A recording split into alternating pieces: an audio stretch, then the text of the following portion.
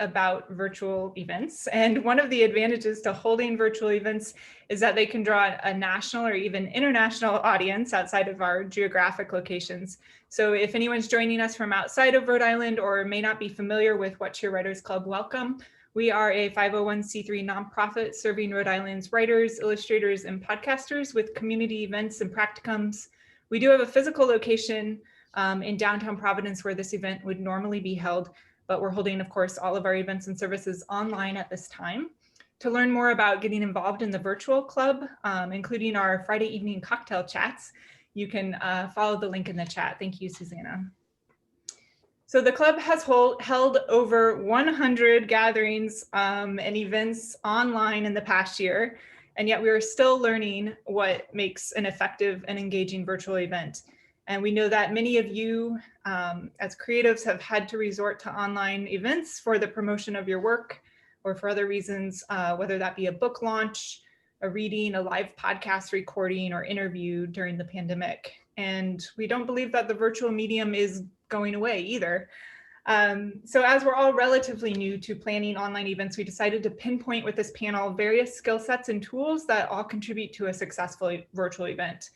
And then we found experts in these various fields to share some of their knowledge with us. So I'm going to introduce each one of our 4 panelists by reading their bios, and then they'll each have 10 minutes to speak to their area of expertise. We're going to ask that you save your questions for each panelist until the end, at which point we'll open up the Q&A in the chat. I'll direct your questions to the panelists at that time. It's best if you hold off putting them in the chat until that time, otherwise they'll disappear. So just jot them down and remember till the end. And for now, please keep your mics on mute to avoid background noise as our experts present. We have Dominic Perry, who will be reviewing virtual platforms. Brand expert Ezra Winters will speak to visual presentation and lighting. Audio journalist Adeline Sire is here to give us a voice lesson. And then we'll end with some promotion tips from communications consultant Francesca Olsen. And we are going to get the links to their individual websites where you can learn more about our experts in the chat. So panelists, thank you so much for being here. I, again, will read your bio right before you speak. So Dominic, I'm going to introduce you first. After you speak, I'll introduce Ezra, followed by Adeline, and then Francesca. Thank you all for sharing your expertise with us. If you're just joining us, welcome to IRL to virtual. We're just getting started. I'm going to introduce our first panelist of 4, and we are going to hear from Dominic Perry. He is the founder of the Hollyhock Writers Conference and hollyhock.com, a website providing resources to support and empower students and writing professionals with their creative pursuits. He is a published writer who has received an artist grant from the Vermont Studio Center and a Literature Artist Fellowship from Somerville Arts Council, and he holds an MFA in creative writing from Goddard College. Dominic, thank you so much for being here. I'm going to give you the floor. Sure. Hey, everybody. So before I get started, I just wanted to thank Jody and What Cheer for putting this together and for everybody for joining us. Hopefully it's not like the last What Cheer where there's random pies slammed in people's faces. Just trying to make sure that's not going to happen to me sometime on camera. Okay. All right. So I'll give you a little bit of summary of where my journey has been for the last 6 or so years and what's kind of gotten me to virtual events. So I've been running the Hollyhock Writers Conference. It's a 3-day event. It's down in New Bedford, Massachusetts. It's all about New England authors and writers, and it's for aspiring writers and people that are even professional writers. We have classes, workshops, panel discussions, and keynote speeches on basically like a topic every year. So obviously when COVID hit, I was not able to hold my event in person in New Bedford for various reasons. So I freaked out off the bat. I panicked, and I ended up having to postpone it. And then I started looking for other solutions out there. What was able to kind of create that personal experience that is in real life in a virtual environment. And that's really mainly one of the biggest challenges that I've found with doing virtual events, is having that sort of connection with people and having that conversation, and not having people just feel afraid of being on camera or asking questions. So I found that in-person events definitely brings that out a little bit more for people. So while planning the event, I started really digging into a lot of these different solutions out there. And I'm gonna kind of go through what I would recommend just for the initial planning. I actually started writing a blog on this, which will be on hollyhock.com. So that'll be for everybody to access. But I kind of have an event checklist of off the bat of if you're running a small event or if you're looking for a larger event, kind of things to consider. And then I'll kind of break into some small event options and then some larger event options for you to kind of look into and dig into and see if it's the best price point for you and the best features for you. So mainly when you're looking for a solution, a virtual solution, you got to consider your budget. What your cost is. I mean, there's a lot of free options out there. There's ones that are paid monthly. There are ones that are gigantically expensive. Like I'm talking $30,000 for conference tools out there. So you need to kind of figure out where your budget is for this. Other questions to ask are sponsors. Like, are you looking to have sponsorships? Smaller or large attendance. Some of these solutions are kind of limited on 30 to 40 people. If you're in the 100 to 200 people, a larger platform might be better for you. Interactive chat. Do you want people to be on camera? Do you want them off camera? Do you want to have moderation tools and abilities? Panel discussions. Do you want to have the ability to have 3 or 4 people that are leading a discussion and everybody else is kind of off camera? Do you want a self-guided experience? Do you want someone to be able to pick and choose how they go through your event? So my event's 3 days. So we had to go with a pick and choose one because there's 2 or 3 events that are going on at the same time. There's a reading going on, there's a class or a workshop, a panel discussion. So a lot of solutions didn't work for us because we needed to give that preference to people's own personal experiences. So if you're a poet, you can go through that experience in the poet kind of line. If you're a fiction writer, you can go through that. If you're looking to get published, there are a lot of other ones. So are you looking for that self-guided experience where someone can just click in and out, and if they're not liking a session, they can pop out of it? Ticket processing. A lot of ones allow you to handle the ticket processing within it. Others don't have that, so you'll have to go to another solution. Recording. Would you like it to be recorded? Do you want to send it to other social media platforms? Do you want it to go to Facebook or Twitter or Instagram? Like, would you be able to want to like kind of sort of live stream the process? Because a lot of them don't have that. And so that's kind of some of the guidelines that I'd suggest going into just when you're initially trying to plan your event. So when deciding if it's going to be a smaller event, like you're running a workshop or a reading, or let's see what else, a book launch, or any sort of like single speaker events or smaller ones, there's some solutions out there. Obviously, we're on Zoom right now. Zoom is great for sort of one-off events. They do kind of have a little bit of restrictions, and it can be a little bit of sort of a businessy platform compared to some of the other solutions that might be a little easier for just writing events, particularly. Hollyhock. So in the last year or so, I've built out this online platform that's on hollyhock.com, and we've built a webinar tool. I'm not going to promote too much because I hate when that happens, but we do have a platform that is integrated within ours. So if you are doing one-off events, either free or paid, you're able to have those events that are all within the platform. So there's Zoom, there's Hollyhock, there's also Whereby, which is a great solution. It has a business feel as well. You can customize your rooms so they kind of have a look to them. and they're not so like stagnant like my boring room here. They have these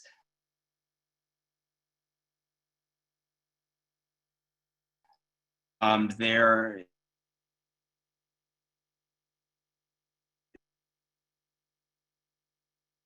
they Dom, you're cutting out just a bit. Integrations with video and live.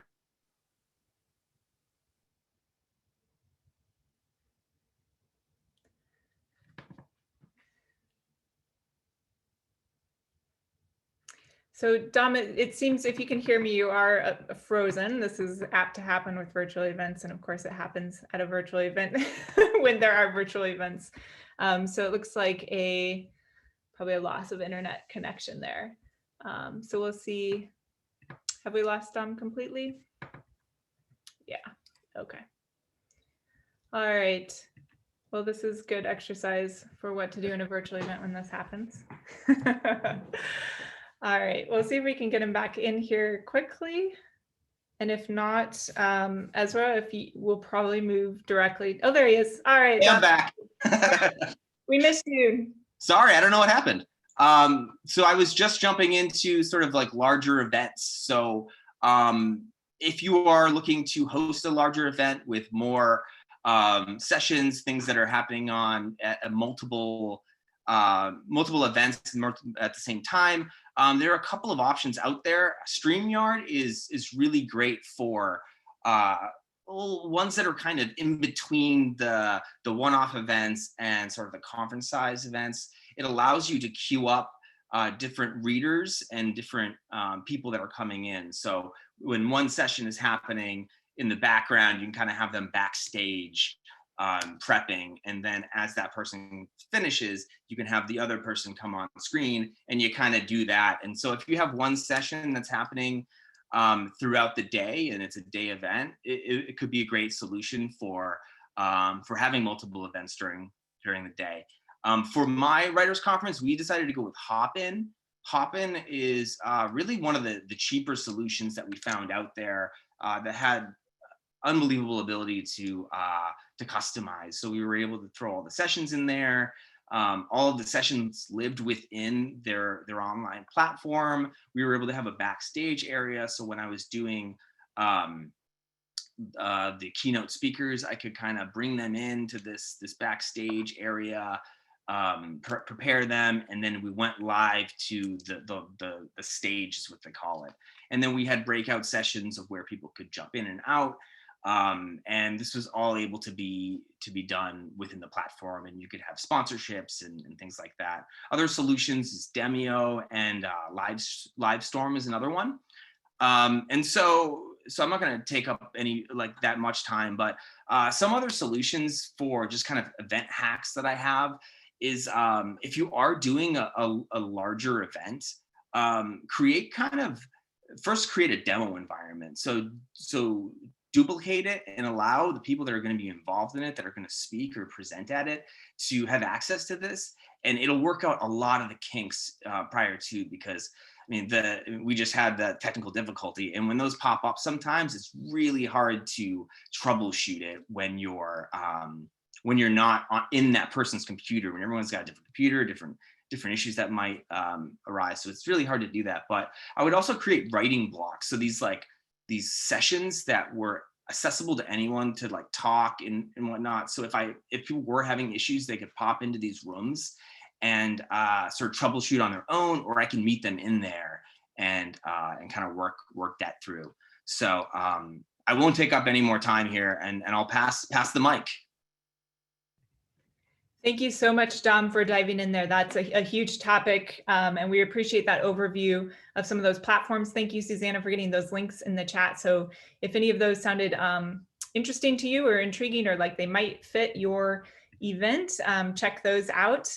And yeah, I don't know if you guys could tell, but Dom and I actually planned that technical glitch there. Just yeah, exactly. No, thank you very much. And if you have more questions about virtual platforms, or want to, think a question that you can learn from Dom's experience hosting a virtual conference, please take note and save those for the Q&A. Thank you again, Dom. All right, we're going to get a little bit more into the nitty-gritty aspects of how to. We're going to look at lighting and visuals with Ezra Winters here, and then talk a little bit about sound, and we'll finish out with promotion. So Ezra Winters is a New Orleans native exploring everything New England has to offer. He has a background in film, broadcast marketing, political ads, and content creation for a large university. Ultimately, Ezra aspires to use the power of media to make a difference in the lives of his community. He looks up to the shining examples of artists Brandon B. Mike Odoms and Ronald Scott of Brothers at Peace. Currently, Ezra elevates businesses across Southern New England as content marketing manager for Trailblaze Marketing in Providence, as we see behind you. Ezra, thank you so much for being here. We're looking forward to hearing from you. Thank you. Oh, thank you. I'm really happy. I'm just checking my mic just because, you know what? You don't actually need a lot of fancy gear like I have. As you can see, my camera's probably a little nicer. I have these nice lights, I have this nice mic, and you don't really need that for an event. So with that said, I just want to let you know, take it from a video person and person, probably more hours than they should thinking about visuals, that your content and intention is the most important part of any event, but any of that holds you back from thing. So first I'll just do something really quick. Here's a really quick tip that you can do right away. So I'm gonna go over to my computer.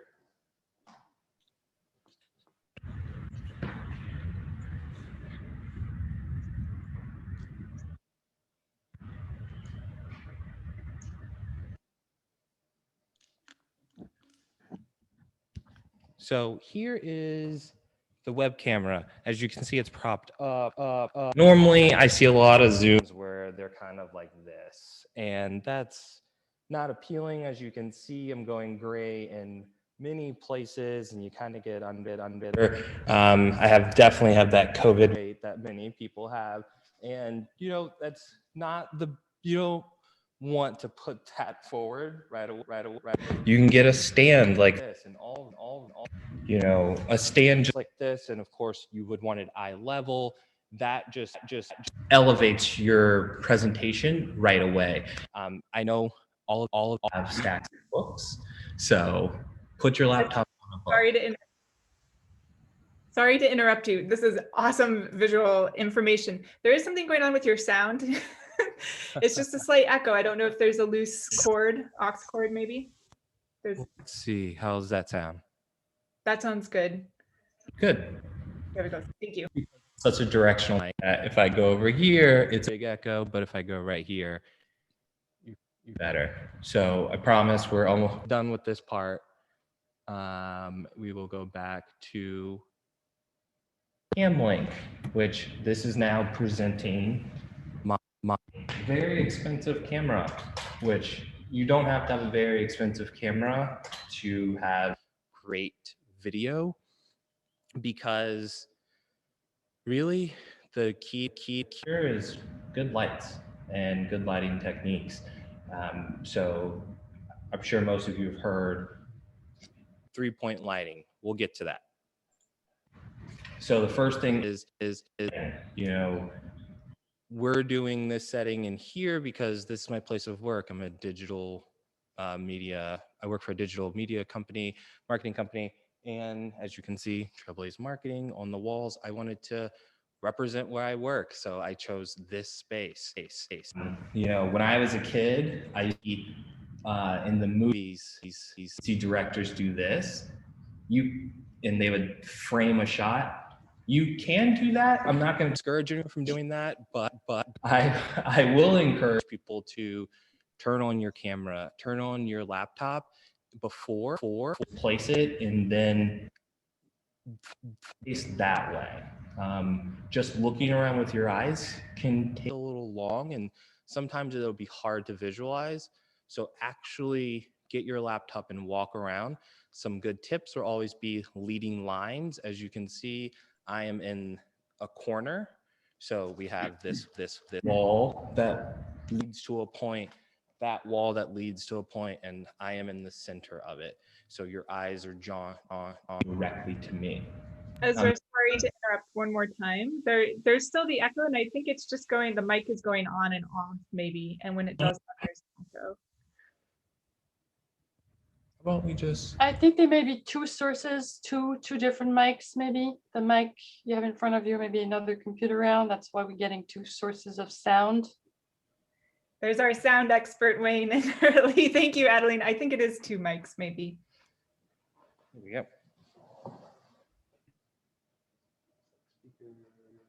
Microphone, H4n. Tess, can you give me my AirPods? They're on my desk. How's that echo now? I'm sure it's terrible because I'm not wearing AirPods, which I'll put on. Thank you, Ezra. We appreciate it. And yeah, a lot of good live experience here going on. Good fixes. So This is what you'll deal with when hosting an event, you know? yeah, this was planned too, you guys. Well, so this is exactly how we sounded now. That's great. I'm pretty sure it's fixed, Ezra. I'll let you know. Okay, thank you so much. And also, that kind of goes back to my point is you don't need a lot of fancy gear. One reason because lots of fancy gear can sometimes fail on you. Especially if you're doing it by yourself, which I would assume most of you are going to be doing things by yourself. So really just try to keep things as simple as possible. Let's get into some other things as I wasted a bit of time with sound. Common advice for backgrounds is creating depth. So you can see that there's a clear foreground, middle ground, and then back there that creates depth in your shot. But for taking events online, don't be ashamed to just go up against a wall. I would say that lots of YouTubers do this, and we're kind of living in a world right now of like the YouTubers land. We're not living in the Hollywood filmmakers land right now. We're in the YouTubers domain. And whether that be, so don't feel ashamed for anything, because again, the most important part of any presentation is the actual content of the presentation. I would say avoid white walls. As you can see, you know, I'm wearing a dark shirt, but that is in contrast with the white wall, but things change. Sometimes pops of color can really help you if it's lit right. Pops of color can really help, as you can see with it pops back there, but with the white wall, it still looks a little washed. In clothing, also avoid patterns like this. They're really blurry. This causes your viewer to be pretty dizzy after a while. We only have 2 minutes left, so I'll get into the most important part, which is lighting. Lighting is actually very simple for this type of content. It's very technical for movie things, but if you're just doing an online presentation, keep it simple. You just want you to be brighter than the background. Your eyes, when you watch something, your eyes always go to the brightest thing. So that's why I would say normally avoid white walls, because you just kind of, you know, there's no differentiation between you and the background. So scoot away from the wall and bright yourself. I have these expensive lights, but you don't need that. You can just do a light shade. Everyone probably has a lamp at home. Just set that up.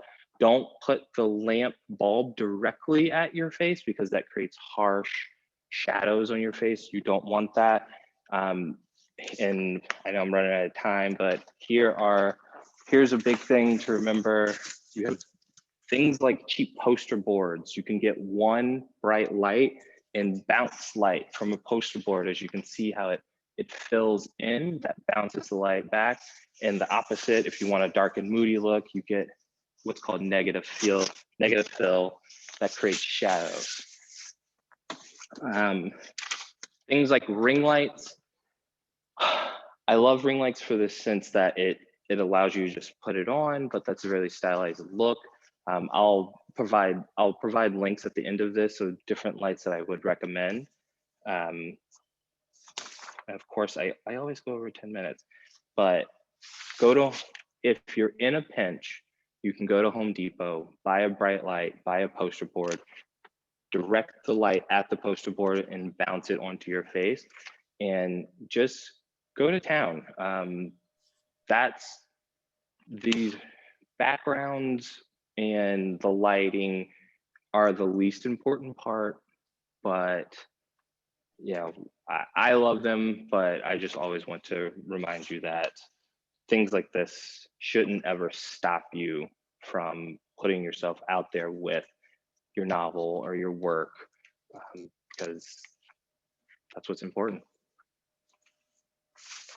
If we have time at the end, I certainly can go over a few more things.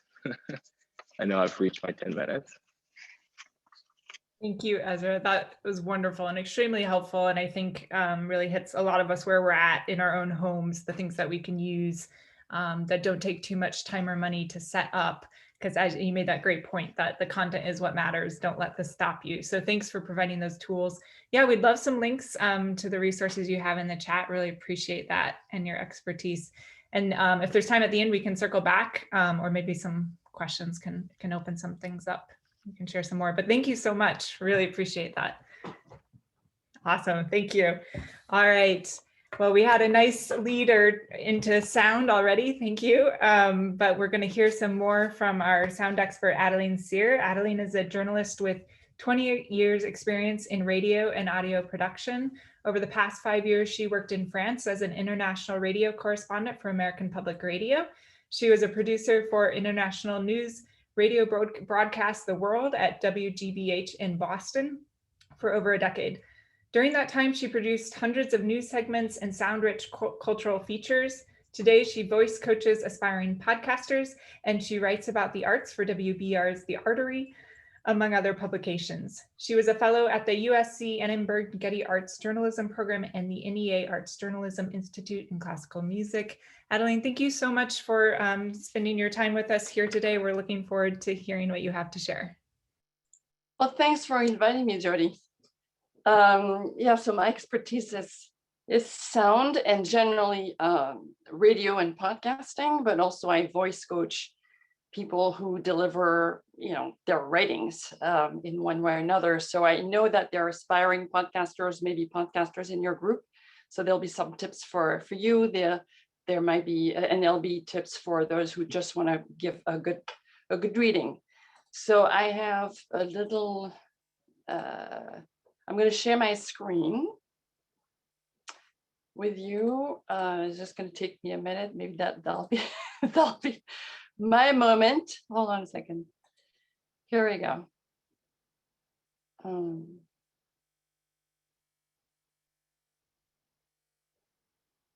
Yeah.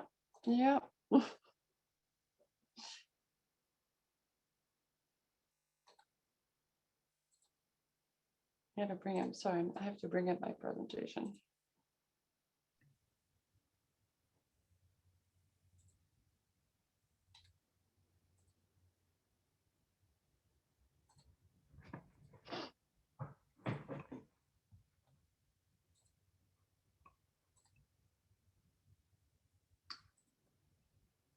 Okay. So, as I said, for anyone who's writing, it's not always obvious how you're going to present something orally, because for a writer, you're just thinking about a good sentence, not necessarily something you're going to deliver out loud. So I'm just going to give you some tips for doing that. Finding your best sound, not that you need to sound like anyone else, but just finding how to position your voice and to project confidence, because that's really what it's about. And also clearly reading for podcasts when you're recording and delivering a talk, reading from a book are completely different things, but hopefully you'll get tips for both options. I cannot overemphasize, by the way, are you seeing this? Step one, are we all on step one? Okay, good, thank you, I know. So I cannot overemphasize, like some of you have said before, practice, right? Rehearse your text. If you're a podcaster, if you're someone you're going to be tracking, and maybe you've written in collaboration with somebody else, excuse me, just make sure you own the script. If one word doesn't roll off the tongue, get rid of it. One word is too complicated for you to say, get rid of it. I was born in France. You may hear my accent. Why am I here coaching people? That's because I in my beginnings in radio, had a lot of trouble actually finding the correct intonation. And I was helped by a lot of people. So that's why I was like, this is why I like to pass on the tips. You need to, I had trouble, for example, saying the word particularly. I find it a really particularly odious word to say. So I don't use it. I just say especially, or I just get rid of it. But for anyone reading, this is what you're up against. To have a fluid, confident delivery, make sure that when you rehearse, you get rid of all the things that you stumble on. If you stumble on them 2 or 3 times, it's not for you. So read out loud, check your wording, make sure it's comfortable for you. For writers, same thing. Obviously you're not going to necessarily change your text, but make sure that you prepare your text, like maybe bigger spaces between paragraphs, separate the sentences. And one thing that I used to do, and I sometimes occasionally do, is just map out your script. I'm going to go into this more details with this right now, but don't hesitate to mark your script, color coded, use markers, whatever it takes. So what I would do is I would circle in any sentence that I read. I would circle the word that's the important word of the sentence, and then I would have arrows going up and down anything. I mean, a friend of mine used to say, all that's missing on your script is pedals, because I had all these tools, I had all these markers, I had these little notes. And at the end, when I had done this right, I would not have memorized my script, but I knew exactly fluidly how I was going to tell the story, because this is what it's about. You have to know what's going to stand out in your story. So when you rehearse your script out loud, always try to get someone to listen to you on the other side of your room. If you don't, then try to get someone maybe on Skype or something, or Zoom or whatever, to listen to you. If you don't have that, put a photo at the back of your room, and make sure that when you read, you always connect with your audience. So you can maybe think that you memorize the last few words of your sentence, and then you lift up your gaze as you deliver those last words. This will always help you connect with whoever's in front of you. And actually, for podcasters, when you do this tracking, it changes everything. You may be in a recording studio or a studio booth with no one around you.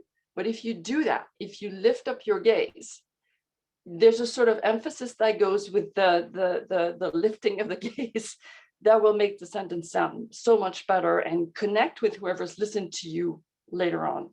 So I have a little example here that I like to give. This is from a podcast called Invisibilia.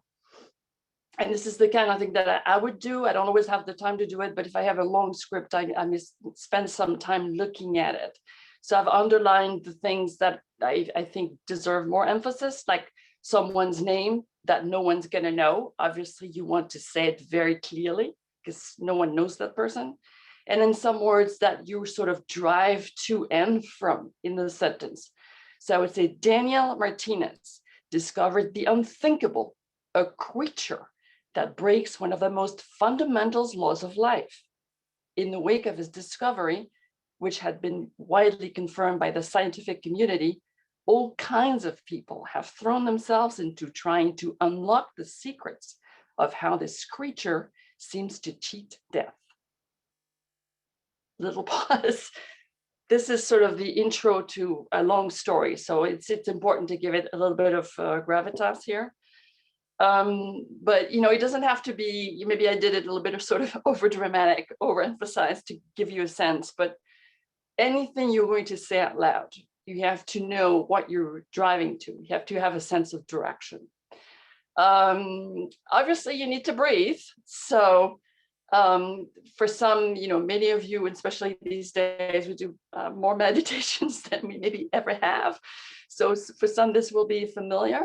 But whether you're about to record or speak to an audience, you have to take a deep breaths. First of all, if you do it before the event, then it will relax you. So that's great. And then it'll help you find a good position for your voice. And it'll be good all around. So if you can do it right now as you're listening to me, the best way to breathe is to have both your hands on your lower abdomen. And when you inhale, you have to push those hands out. In other words, the breath is filling the bottom part of your abdomen. So you can try this. And then when you exhale, same thing. The breath has to come from very deep inside your abdomen. So there's not a lot of time to go into the details of this. I will give my email if you have questions about this, or if you want a referral for someone to work with, I can do that. But obviously this is fundamental in reading and tracking.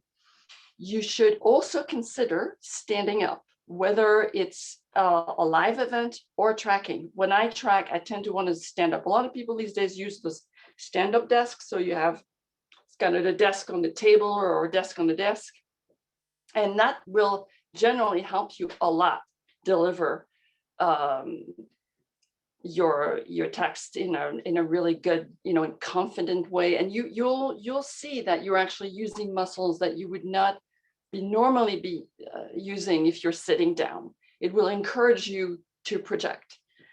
So you can try that. You can do that whether for live recording, as I said, or I'm sorry, a live audience or a recording. That's very good too. I generally prefer it. I think I sound better if I stand up.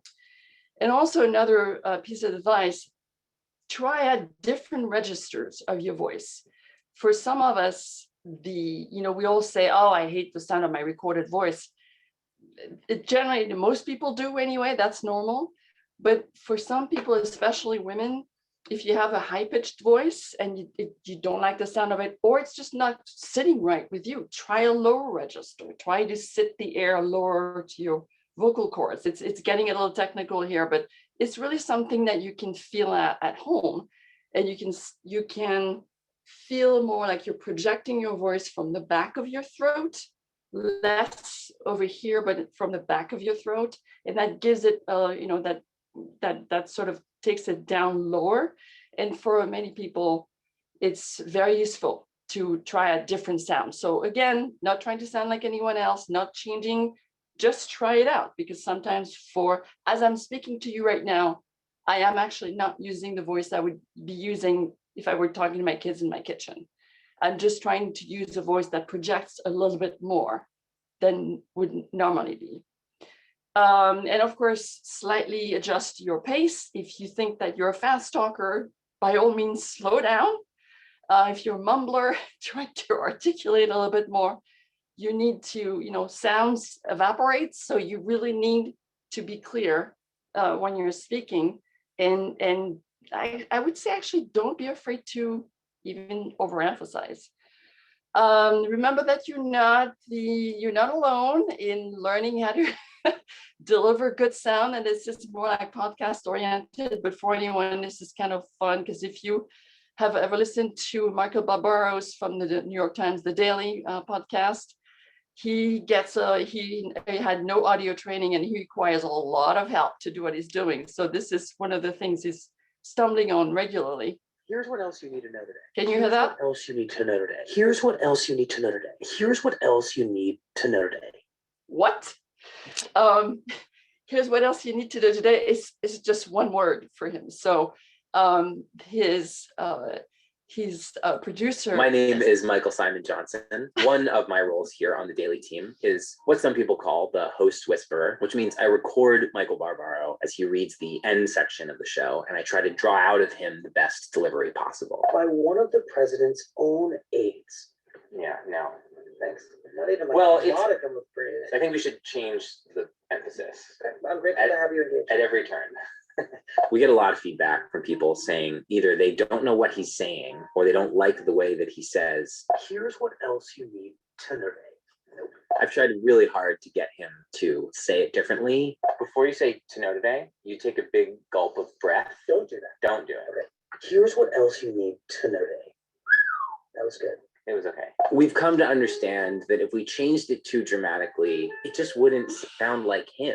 Okay, so I'm going to stop this. This is actually really fun. I recommend this piece to anyone because it's really funny. You get some good tips there. A lot of people who are big time podcasters had no training in audio and have kind of, you may not like their voice, in fact, but then they have the personality, there's a lot of other things that you can bring into reading and being a good podcaster. Quickly, I don't know how much time exactly I have left, but I would recommend that you listen to a lot of good voices around you. Of course, audible.com, This American Life, a narrative show that has a lot of interesting different voices. Audrey Cornish on NPR, Lisa Mullins on a local NPR in Boston is a really good. I like the sound of their voices a lot. I love Tamar Avishai. If you have never heard of the arts podcast, The Lonely Planet. I'm sorry, I've worked The Lonely Planet. It's actually Lonely Palette. Very sorry. She sounds very compelling, intimate. Everybody has a different way of connecting with an audience. So, I recommend listening to all kinds of good voices around you. And then for mics, I'm going to put some links in the chat. There's actually a very wide array of USB mics. Just basically you plug them into your computer. That are really, really good quality. And as someone was just saying earlier, was Ezra? I'm sorry, I think it was. Yeah. Ezra was saying you don't need a lot of very expensive gear. These are like maybe, there's a whole range, but you can go from $50 to $250 and find a good mic that will work for your live event or your recording your podcast. So I think that's it for now, and I'll be looking forward to your questions later. Thank you. Thank you so much, Adeline. Fantastic information. And I think just even orienting us, I know there are some podcasters in the audience, but writers, I think, often don't even think about this as a separate skill set to deliver for performing our work. So we really appreciate those great tips. And thank you for sharing them with us. So we've looked at platforms. We've kind of gotten into the nitty gritty of breaking down some of the skills that are involved in putting on a good virtual event, from your visual presentation to what you wear. Thank you, Ezra, to these wonderful tips about voice and projection and sound. All right, now we're going to talk about promoting this event, because I know it's hard to get people, thank you for being here, to show up at your virtual event. And so we brought in Francesca Olsen to speak to us about this aspect of virtual events. Francesca Olsen is a professional writer and communications consultant who lives in Western Massachusetts. She works with clients on digital marketing, social media, brand strategy, general communication, PR needs, and content creation. And Francesca is also part of Assets for Artists 2020 North Adams project cohort, and is one of A4A's trainers, giving presentations on digital marketing best practices to grant-funded artists from across New England. She also writes a monthly food column and a regular features for New England newspapers. You can find out more about her at her website. We have that link in the chat. Francesca, thank you so much for being here. I'll let you take it away. All right, cool. Hi. Thank you for having me. One thing that is so awesome about virtual events is that I can come and join you from way the hell out in Massachusetts. So that's awesome. I love Providence, and I'm assuming a lot of you are in that area. So it's like really exciting for me to just be interacting with you for that. So I'm going to share my screen. Let's see, where's my PowerPoint? Here we go. Can you all see this before I enter my slideshow? Yes. Yes. All right, cool.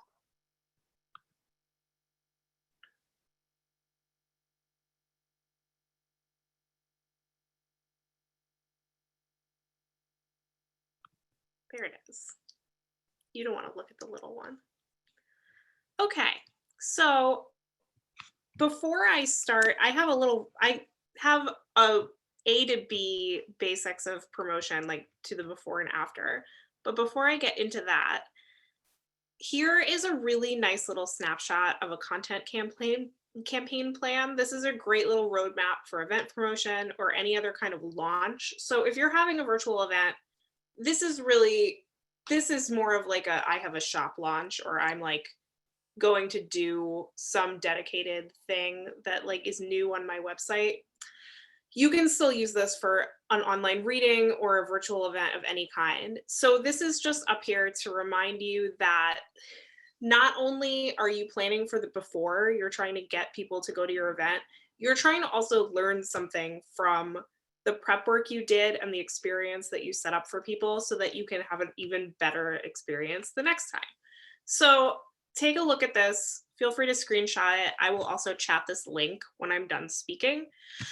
But what you want to make sure that you're doing is thinking about your audience. You're not talking to everyone. You know who is probably going to be most interested. You may even have an email list of people that you can rely on. You probably have some social media where you're promoting your work. So of course you want to be on all of those platforms and make sure that everybody gets that link. You want to be engaging with anybody who is replying to or sharing any of the content that you're using to promote. And then of course, like while you're doing your event, you're interacting with your audience. And then afterward, you want to take a look at, okay, how many people really did click through to the Zoom link from the Facebook event I made? How many people looked at the email newsletter I sent out a week prior and then 4 days prior to this event? How many people unsubscribed? Did I do too many things? So that I'm just trying to put you in the mindset of this is an important thing to think about the after too. I feel like once we're done with an event a lot, you're like, whew, I'm so glad that's over. And then you like never think about it again, but there's so much you can unpack and learn from. Also, this is another good way to just make this easy on yourself. If you are using a post scheduler like Hootsuite, which has a free version and will even suggest to you the amount of times and timing that you should be posting, I highly recommend doing that. When I was working full-time in higher education, I frequently would have to schedule a lot of different event reminders for a lot of different events. So Hootsuite is a great way to do that.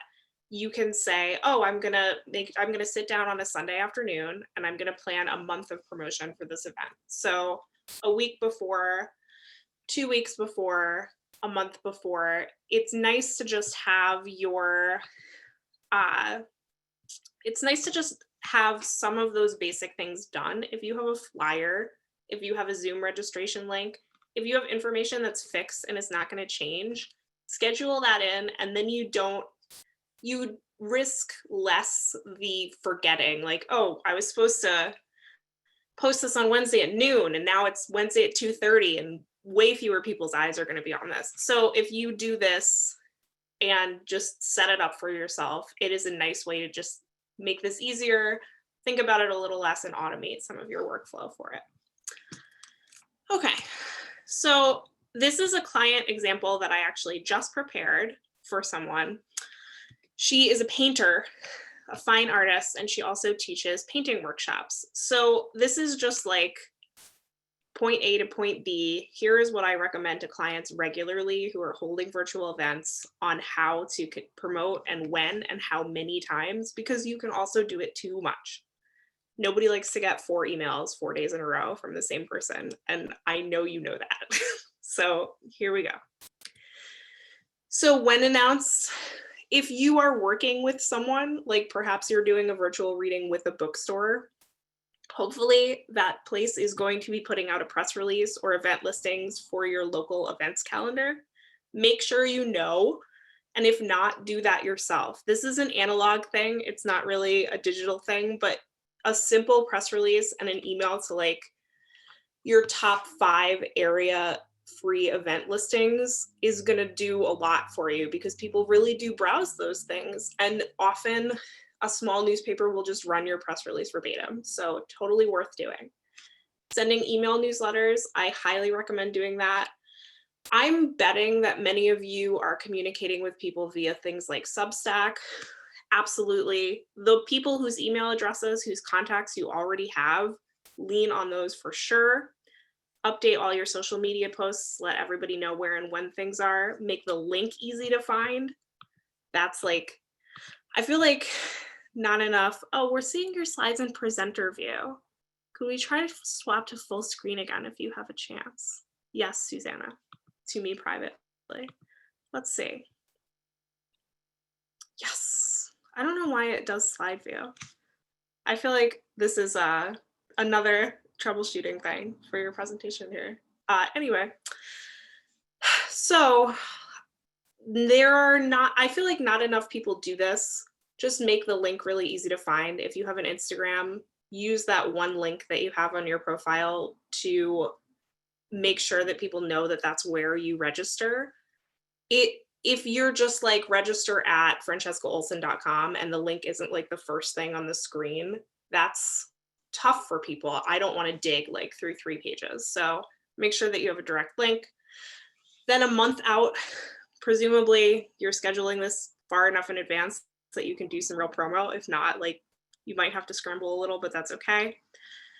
I am a big proponent of recommending teasing out a little bit of the content. What is this experience going to be like? Why would I want to attend? What are some things that I can expect if I go there? What's something that you plan to share with people that speaks to who you are and what you do and what you write about? Those kinds of things will not only continue to let you grow a relationship with your audience, but also it's just like nice content for people. It is a way to inspire people to go to your event.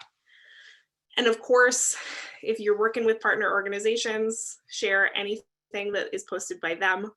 The What Cheer promotion for this specific event is actually a great example of that. Good job. I was tagged in so many tweets, and then I shared so many tweets.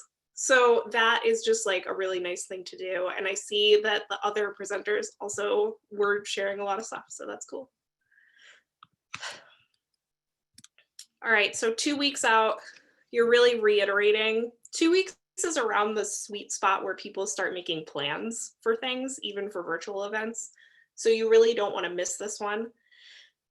3 weeks is like, if you're going to do one like slate of promo, 3 weeks is a little too far. 1 week is a little too close. So like if you really want to put in minimal effort, 2 weeks is your sweet spot.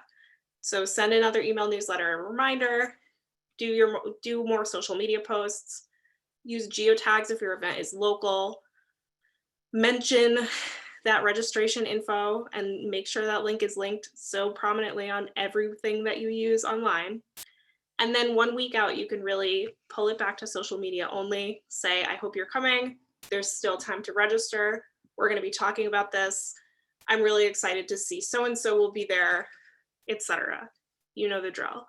And then, of course, at the end of the event, get some shots. We all took like a nice smiling screenshot at the beginning of this panel, which I thought was a great idea. Use your social media and your Substack and your email to reflect on the experience. Thank people for coming. Say, there was a moment that I felt like we all really connected over whatever. Those kinds of things. You're just continuing to build and connect with an audience, which is, of course, why you're even holding an event in the first place. It's about the work, but it's also about the work being, realized by being attended to by people. And then all of your basics, update your website, say thanks for coming, move things from the present to the past, and then maybe do another email newsletter plug. So that's really like my whole presentation about that. I probably talked really fast and breathed in and out a lot. Sorry, Adeline. And yeah, so I'm happy to answer questions about that. And I also will drop some links in the chat to that little content plan that I shared at the beginning. Thank you so much, Francesca. Yes, I'm definitely much more aware of my presentation at this moment after hearing all these wonderful tips. Thank you again. And I know that's a lot of information. We really purposely came at virtual events from several different angles. And so you may have a lot of questions. There are a lot of great links in the chat, so make sure you're checking out that and copy and pasting whatever you want from there. We are going to open up the chat now to your questions for our panelists, and I'll go ahead and read and direct. You can, as you type your question in, you can direct it to a specific panelist, that's fine, or I can kind of direct them. So I'll do my best to catch everyone as we have time. We're right at 2. Thank you, panelists, for staying great within your time. And sorry, thank you for everyone's patience with any kind of technical hiccups. Hopefully we can all learn from those. That's one thing I've learned hosting virtual events is going to other virtual events and learning things, what you do want to do and maybe what you don't want to do, or learn from other people's mistakes. So we planted a lot of those for you today. All right, first question here. Thank you, Karina. What sound platforms like SoundCloud do you recommend posting poetry for reach or particular audiences? So so the question is how to get where to post or record your poetry. I believe, Karina, you can correct me if I'm not getting the gist of your question. Sound platforms. Does anyone have any recommendations for those? I have some thoughts about that as a person who's also a musician. If you look up, there are a lot of websites where you can get your recordings cross-posted to many platforms at once, like Spotify, Apple Music, etc. I think for people happening upon content, that's really good. But really, I would recommend posting to a SoundCloud or Bandcamp and then using those links in your own social media promotions to really like get them to your specific audience. That's going to be more effective in getting as many people to listen as possible than just like them being on a platform. Thank you so much, Francesca, for taking that one. Jess, great question. Any recommendations on how to promote book sales in relation to a virtual event? Since obviously, if you were at a bookstore, you would be able to have the signing there and the sale right there. And I don't know, Dom, if you, being working in this area, can weigh in on that. I'm also happy to. Yeah, sure. I mean, a lot of the, first off, if you're just in like something like this, like Zoom, you can pin things to the top. And other platforms do that as well. On Hollyhock, you can actually, there's a CTA, like a call to action button. And so if you do have a link to your bookshop.org or to your amazon.com link, you can have a little button down the bottom. So if someone is reading from a book that they're looking to promote, there's a button right there for someone to drive those sales. Excellent. Also recommend reaching out ahead of time to your local bookstore to make sure they have your book in stock. So then you can, link and promote what they're doing at that local bookstore, especially these days. Point people to local bookstores, maybe rather than other large online sellers. Great. All right. Thank you for your questions. Do any of you have any recommendations for best live captioning softwares or thoughts on OWL versus Live Transcriber? Did I get that right? Does anyone have experience with that? I know it's something we're exploring as a club, so it is a kind of specific thing. We'll keep researching, Jillian. All right, thank you, Co. Do you think that the next step will be hybrid live events? Oh, interesting question. Looking ahead to the future as things begin to open up again, do you think that the virtual event will still have great quality or still be relevant in the future? Yeah, go ahead, Dom. Yeah, I totally think so. I mean, with my event, I mean, it wasn't even in my mind frame of like going virtual just because we had this community that was meeting down in New Bedford, and it was, and I like having the personal like just connection with other writers. It's fun. But looking to the future, I don't think many conferences and events will limit themselves in that way. We'll be doing a hybrid version as well. We'll have the live event down in New Bedford, but a lot of our sessions will be in this hybrid version of where some of them will be able to be accessible online for free for the readings, and then other ones will be accessible online as well, because I know people have limitations. I mean, some people have just have limitations. They have kids, they can't like go in or they live far away, and so why would you limit yourself to your audience? So we're looking at a hybrid version of where it would potentially be a cheaper price for a virtual experience. Thank you. Maybe this one can be for either Adeline or Ezra or anyone. I know I've had the trouble with this too. Betsy asked, can anyone talk a bit about how you physically juggle your text to read, your camera, your thing to screen share, being able to see your audience? She's coming from doing history presentations with PowerPoint and written text without fancy equipment, and has 2 screens. So any tips on kind of moving between things or how you do your physical setup there with a script or so?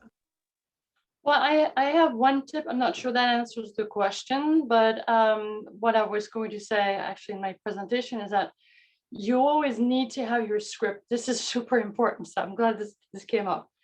You always have to have your script vertical somehow, because if you put it down, you're going to be looking at it, and that's really bad. It's going to cut off your voice. You're not going to be looking at your audience. So the easiest thing to do is to kind of get a stand, some kind of stand on your desk. Maybe that's that's obvious, but actually you'll be surprised that you don't, a flower pot or container is not going to necessarily work. You really need to have this thing on your desk, vertical, so you can glance at it but never look down.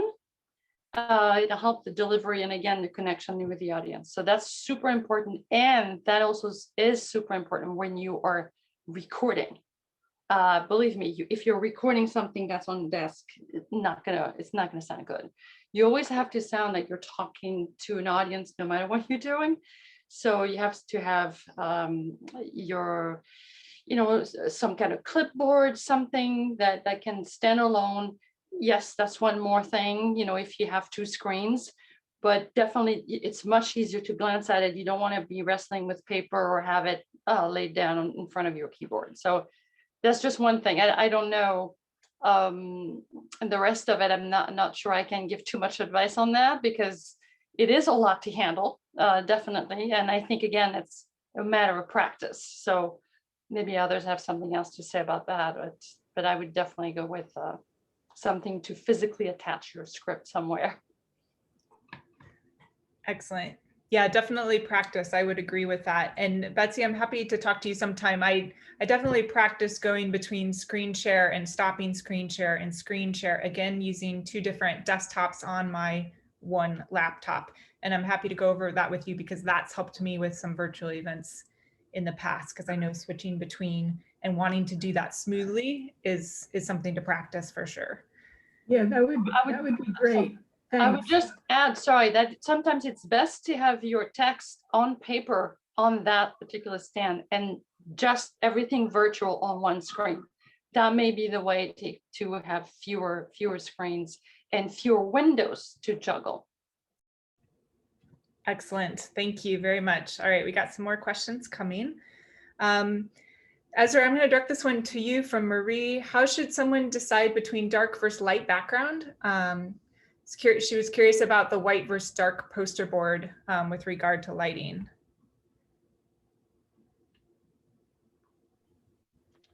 Great question. So essentially, first it's the mood of your piece of work. So if you're Neil Gaiman, you know, very mysterious stories of the other and the fae, those are going to be dark backgrounds and very moody lighting, and you're going to use, you know, you're going to want to use just practical lights behind you. Or, you know, if you're more of, I'm trying to think of a happy writer. I don't know if I can't remember the last happy thing I read.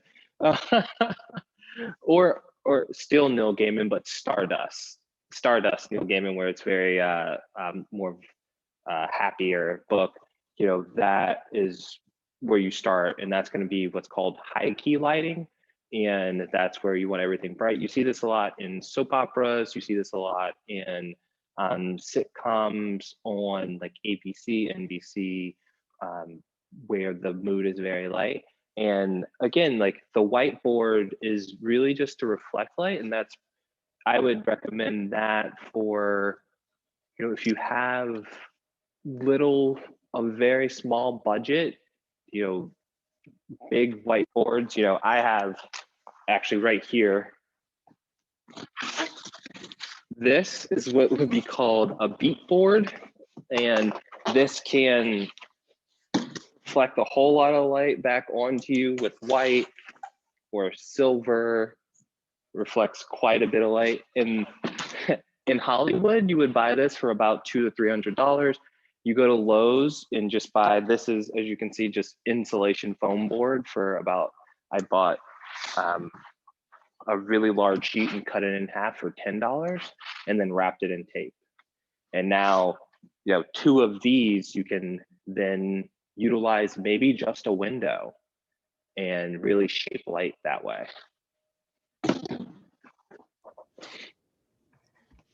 Great recommendation, using the window and natural light. Thank you, Ezra, for taking that one. Francesca, this one's coming at you. Co's asking some of the least annoying ways to promote multiple live virtual events. What if you have several readings or something scheduled close together?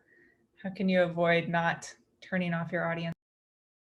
Great question. And I love that you are considering how to be least annoying. That's something we all should do all the time.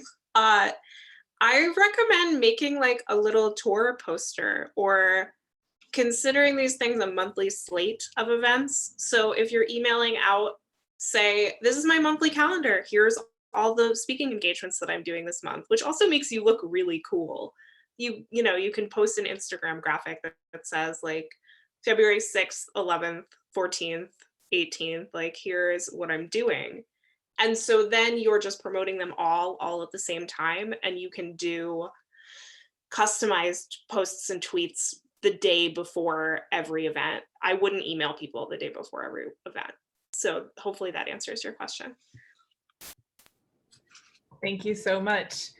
All right, jumping back to, I guess this is kind of a sound question. Adeline, I don't know if you are recording right now interviews using something like Zoom, but Margot is asking any recommendations for best setup for live and recording an interview or conversation between 2 people, interview and interviewee.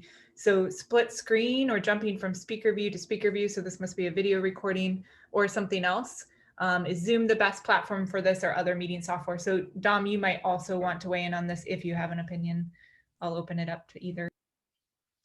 Yeah, I haven't had a chance to use a lot of these platforms, but hearing that Squadcast is pretty good at recording up, I think up to 4 people with good sound quality, but maybe people work with more equipment here could confirm that or have other ideas.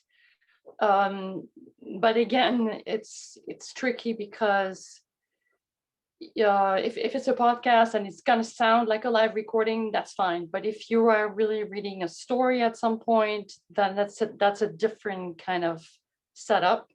So if you just want to record the conversation and have it as it is, that's fine. But I would say again, to prepare and test, maybe you need different microphones.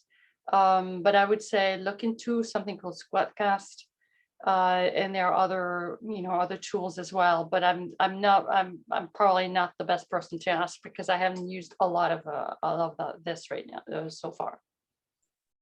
I'll jump in. I had an odd experience with Hollyhock this year. I assumed that the readers that I had this year would want me to kind of back out and have them take the screen, and it happened actually by accident because the author was reading and I was on screen with them, and I didn't want to like cancel out and have the whole event like just stop, and so I just kept myself on camera. And the response and feedback that I got was that it actually made the author feel a little bit more like it was a conversation, and that they were speaking and reading to an actual human being instead of just talking to the abyss and to the ether. So it might be beneficial for the split screen. I mean, I found that very helpful. And although I wasn't necessarily contributing to the conversation while they were reading, I think it feels more engaging with someone else that's also there, part of it. And then it also, for someone that's hosting, on my end, it was really easier to go into the Q&A, the part after, because I was already on camera and I could kind of like just roll into that instead of hopping on camera and then maybe coming off and then coming on. So it was more, for us, it worked a little bit more fluently. So that's my suggestion. I hope that kind of answers the question. Thank you both. Yeah, that's great. And thank you, Kate, for weighing in on the chat. Kate's a podcaster who used Squadcast to record, found it to work pretty well. Each participant is recorded on a separate audio file, which can be great for editing. So thank you for more comments in the chat, so you can follow those. Let's see, one more question about sound. A question from Co about good headsets to use instead of a mic, or I'm not sure if it's whether it's closed earphones or just earbuds, if that's the question, Co. I'll clarify. The last reading event, when I had to sign in twice, I wanted to be able to hear what everyone else is saying. But the mic that I had there was only one jack for the mic. So it wasn't, so once I plugged in the mic, I couldn't hear it. So I was wondering if a better solution to that was using a headset.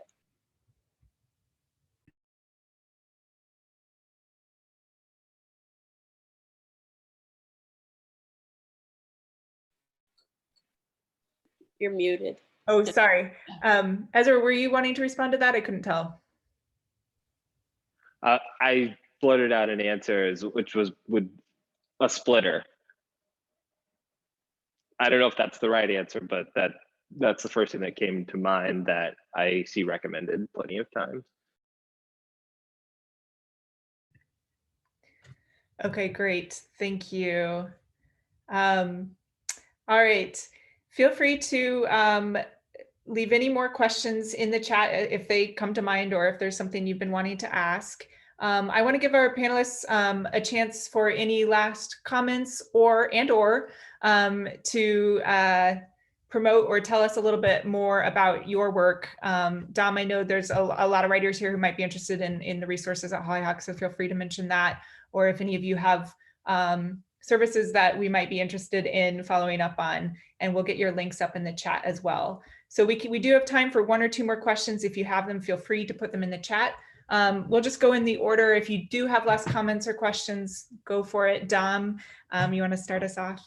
Yeah, sure. I just wanted to like kind of elaborate on that one question there of if there's tricks to hosting an event, moderating the conversation, and monitoring the chat. For people that are going to be part of your event, either if they're going to be on panels or going to be readers or teaching sessions, I found that they really, really enjoy having someone there when the event is like starting off. And so I made it a point for all of our sessions. We had like 75 or so sessions that happened through the 3 days. Every session had one of us that were in there to just make sure that like the PowerPoint was working, or the sound was working, or there was something that that someone was there that could kind of handle all those, just so every session didn't start off like a scattered mess. So that's one of the things. And always have someone that's monitoring the chat and kind of adding to it. Like What Cheer's doing a great job right now, just kind of paying attention to the conversation, that's the side conversation that's going on. For hollyhock.com, yeah, there's tons of resources. We've been gathering resources of retreats and residencies that are out there. If you're looking to maybe enter MFA program, you can search MFA programs that are across the country. We also have events across the country as well, ones that are around the area. If you want to host your own events, it's free. You can also charge people for events if you want to do little readings or book readings or workshops or anything like that. And so hopefully it's a valuable tool for people. It will be building out a lot of other resources and tools as well to just kind of support authors at any stage that they're at. If they're a beginner or intermediate or advanced, we want to be there to kind of support authors. Excellent. I'm just going to, while we're on you, I'm going to tag on this question from Kathy, who just asked for a quick recap of platforms other than Zoom for small events. I don't know if you could touch on a few. Yeah. I mean, you could use Hollyhock. You could use Crowdcast. Whereby is another one. And Zoom works too. And then StreamYard is kind of one if you're in that like intermediate of like you're gonna have more than one person reading, so that you can kind of do your reading or someone could do their reading, and then you could pass the baton to the next person in line. Those are some of the other ones, and I have a ton of them. So if you want to reach out to me directly, oh yeah, Crowdcast. Yep, there we go. Reach out to me. I'll answer it more. Thank you for being available. And yeah, we'll get the links to those he just mentioned up in the chat. All right, Ezra, we're going to move on to you. I know if you had some more tips that you didn't have time for, feel free to offer them now. Jillian's also asking if you had suggestions for products that would be ring light alternatives. I'm going to let you have the stage again. So ring light alternatives, that really has to do with budget. You know, the beauty of a ring light is that they're very inexpensive. You know, it's only within the last kind of 5 years that lights have even been accessible to people, even in like small video production companies. Normally, you know, prior to 5 years, if I were being hired to do a professional interview for a client, we would rent the lights. And that's always an option, especially if this is like one big event that you do every year. I would say rent. Go to Hunt's Photo. You know, they have many locations in Mass and right here in Providence, Rhode Island, and go talk to a professional and they will lead you in the right way when, you know, they hear dozens of use cases every single day. And it's a rigorous, you know, interview that they go through to hold the position at a store like that. So, you know, I'm using, you know, with the 3-point line, my key light right now is a Godox SL60. It's called a COB, which is a chip on board light. Those, if you watch YouTube, those kind of like, it has one of those, you know, very circular soft boxes. And I have 2 of them set up for key and fill. And then back there, I have this spotlight, or kind of edge light, rim light, or hair light, as it's so called, to help me pop from the background. But one big thing I did want to talk about is glasses. I know that many people wear glasses, and when you have a ring light, you know, or a light in general, there's a glare that normally comes up, and that's actually pretty simple to avoid that. Especially, you just want the light to be higher and come down towards you at an angle, and then, you know, normally when you do that, you would see that it would create these shadows underneath your eyes, and that's where that white bounce card comes back in. Or the beauty of these, I'm sure many people have seen things like this, little reflectors that pop out. They seem dumb, but they're actually pretty brilliant. And so what you would do is you would get the light higher, and then you would want to just bounce some light back into your face. And, you know, and then this also opens up to diffusing light, because you want soft light. If you take away anything from this, is you want soft light, not hard light on your face. I'm not I'm a person that needs all the help they can get in the beauty department. So I prefer to, use every tip I can for that. And just to wrap it off, also, things like this to make soft light, you can use a shower curtain. There are options for every single budget. If you have a high budget, I would say go hire a professional to do your event. There's people like Third Spoon right here in Providence, Trevor Holden and Chris. They do great jobs and they're professionals. They're very affordable and can really, they do this all the time. And promotion wise, we have a new online show, Anchored with Jay. You can follow it online. The Anchored the Show. You can follow that anywhere. And we're really excited. It's kind of the weekend update, but specific to Rhode Island. Excellent, thank you, Ezra. A few more questions came in for you in the chat. One is, are there different recommendations for different skin tones in terms of lighting? And then how do you best position 3-point lighting? And a request to see yours, if you're willing to. Request to see mine. Okay, we'll get to the request. It's pretty simple. The camera is right ahead of me, and then it's always in 45 degrees. 45 degrees that way is one light, 45 degrees that other way is the other light, and you just want one light to be more powerful than the other. One light is the main light, also known as the key light. The other light is what is called the fill, just to like fill in some of the shadows. You don't need to worry about things like Rembrandt lighting. And here you can see the kind of drawbacks of depending on windows. You see it gets darker and lighter. So I'm sorry, I went off on a tangent. The original question was? There were two different ones, sorry. One was different lighting recommendations for different skin tones and— Skin tones. Yeah. Okay, so skin tones, I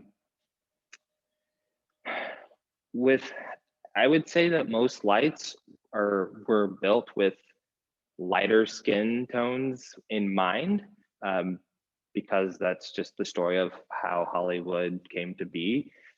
Most lights used to be tungsten lights, which are kind of these lights behind me, and the lights that you have in your household. But to light kind of medium to darker skin tones, you need more light, but the light has to be softer. So that's where things like a shower curtain comes into play, where you would kind of build a frame and push the light through that frame to make the source larger and softer.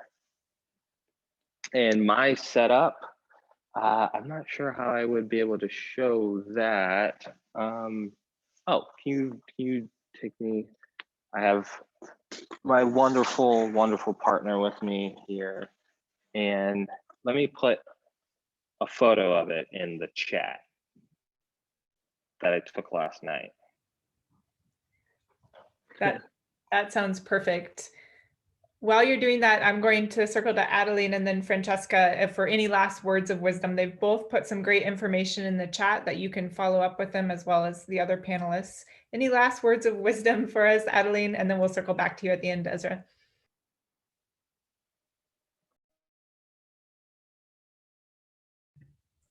Francesca, you want to go first? I guess I will just reiterate that this just is another thing that takes consistent effort. Don't feel bad if you have a virtual event and 6 people come, especially if those 6 people loved being there. And anything, it's a marathon and not a sprint. So all of this takes hard, regular work, and it should. Yeah, absolutely. And I would add that if you work on your voice, think about, have more intention, because we don't spend all day thinking about how we speak, we just do. But if you spend a little time studying how you do it, especially if you're reading something that you need to deliver with some confidence, it will actually give you more confidence to be a good to